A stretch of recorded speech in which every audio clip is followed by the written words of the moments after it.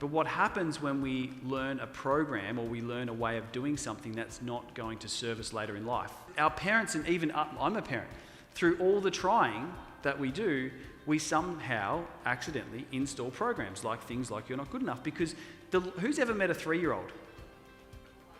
Right? Who's ever met a logical 3-year-old? 3-year-olds aren't logical, right? They don't think logical. They don't have the brain capacity to think logically. So they're absorbing everything as it's coming at them. And they're making decisions based on illogical thinking.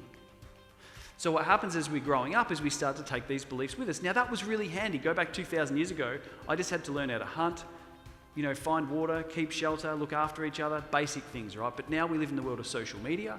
We live in the world of TVs. We live in the world of being in different tribes all the time, home, school, family, different values, different beliefs. All these different things are starting to have an impact on our society. Are we getting more anxiety or less in the community? More. More depression or less? Right. So this is why, because we're starting to have all these extra programs that our brains haven't yet adapted to.